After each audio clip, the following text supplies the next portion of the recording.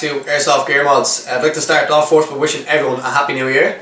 I'm looking forward to 2012 and getting out there and getting some more airsoft done. I plan on doing a lot more this year, and I'm also possibly going to be travelling to England this year as well to do Copill Down, so really looking forward to that.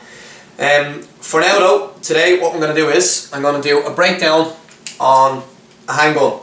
Now of course, first things first, safety glasses, because if this little baby gets discharged, or while you're working on an AEG or a handgun, you accidentally discharge, you leave a BB in the chamber, someone's going to lose an eye if you don't have the old safety glasses on. So very important to have them on. Again, yeah, it's a handgun. It's a Smith & Wesson 1911 made by KJ Works. Magazine, handgun, and CO2 cartridge goes in the end. Load up the magazine, tighten up the nut on the bottom for the CO2 cartridge to engage, and you're ready to go with one of these. Now, I'm not a big fan of them, but I've seen guys using them on airsoft sites an awful lot. And they come in very handy when you're bursting into a room or a small building out on an airsoft site. You don't want to go charging in with your AEG. You want to go in with at least one of your hands free, one for pushing the door open maybe, and then getting in with the handgun straight away. Yeah, today what I'm going to do is I'm gonna break this down. I've done a repair on this recently, and I've been told I can hold on to it for a while to try it out and use it and see what I think of it and how I feel about it, and maybe it might lead to me getting my own one eventually at some stage. So I'm going to do a breakdown and show you how to replace some of the parts in it and how to access the hop up and so on. So this is it. Right, so first things first, safety. Take out the magazine, as well as that, just clear the chamber by kicking back the hammer, and that'll clear the chamber for you, and that'll let any BBs that are trapped in the gun will come out. Now, so that's the magazine out, going safe. Okay, so what we need to do now is you just need to pull the hammer back to where this little notch is here, and on the back, this pin, if you just push it through with your finger, and on the other side, grab a hold of, you might actually need something to push that through it. Just push that pin through with something, a screwdriver or something like that. Should be okay. It has to be sitting on the little notch that's there, otherwise you won't be able to take it out. So it has to be sitting there like that, and just push it through from the back.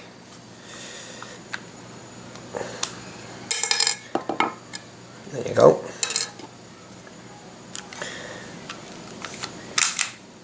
Now, and that will then allow you to slide up a receiver right off. Now, right, once you have the upper receiver removed, you can see you've got a spring here, okay, it's just attached to the hop unit here. Okay, so you need to take that out, and that is simple as catching it here and pulling it back. This guy here, pull this all the way back to the spring, okay, so it's free of this end. Just let it sit against that. Okay, now what you need to do is this part here, you need to push it forward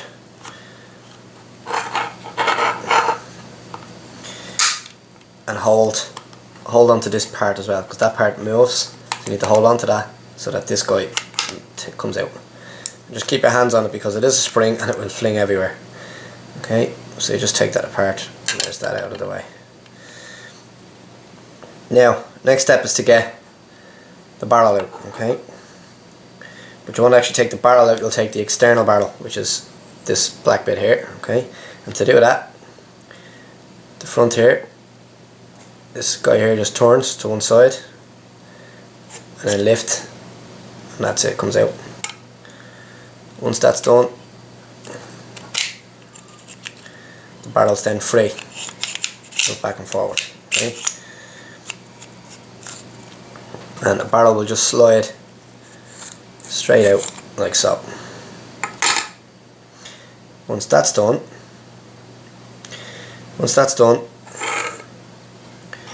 you have to give it a bit of this requires a bit of force, because there's two pieces of metal here catching on each other, and you can just see the way they move.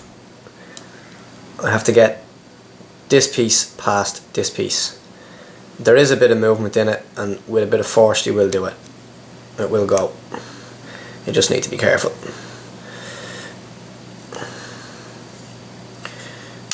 There we go.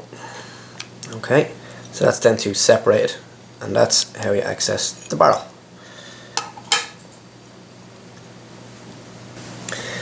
Right, now that you've got the barrel removed, this is a standard barrel, okay? You can get precision barrels for this, okay? So I'm going to show you now how you can change that. There's two small Phillips screws in here. Close up there, you can see the small Phillips screws. Just going to open them up. You'll notice as well, if you look closely, you can see the hop adjustment. That's that little wheel there. That's for adjusting the hop up unit. Okay. Now, once you have these screws taken out, oh, I won't need that. See, one half of this just comes away. This just comes apart. You need to be careful because there are small parts on the inside.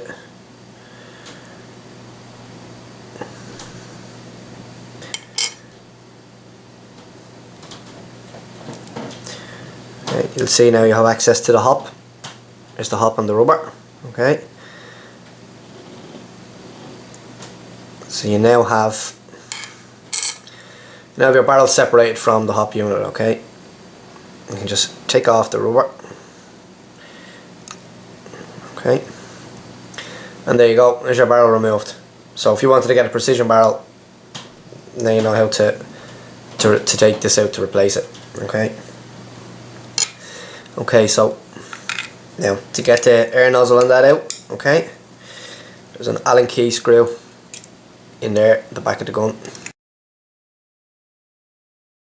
Screw is connected. Open this screw on the upper sight, on the rear sight on the gun. Okay, so there is the upper receiver taken apart. There is a small pin here. That pin needs to be pushed through, so we just need to rest something here. Just pop that through.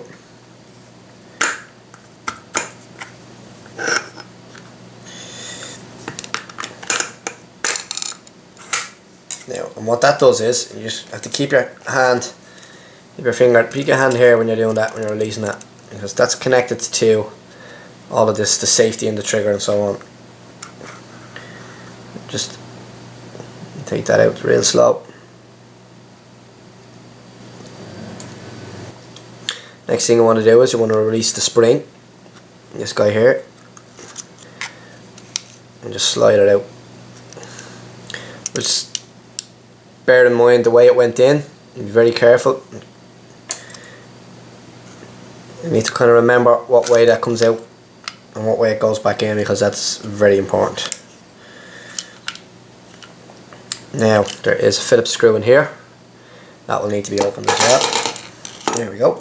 The top two are holding the handle onto this metal piece here, so they have to be, those two top ones have to be undone. Now,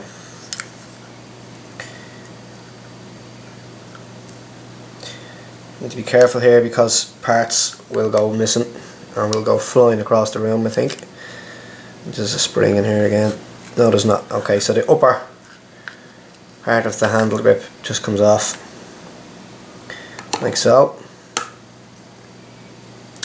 As you can see, you have access to the trigger mechanism, and also mag release. To get the mag release out, to get your trigger out, if you look in here, there's a small little kind of, it looks like a flathead screw, okay? What you need to do is just sit your screwdriver into that and then turn the gun upwards like this. And if you look inside, if you look in here, there's a little notch there, okay? If you turn the screw anti-clockwise with the mag release pressed, okay, push in and turn. You can probably see the little bit of metal there turning, okay, just turn it to that position and let it go, and that enables you to then take out the mag release. Okay, and you now can take out the trigger. Okay, there's an adjustment screw in here. Okay, and what that does is it determines how far back the trigger will go.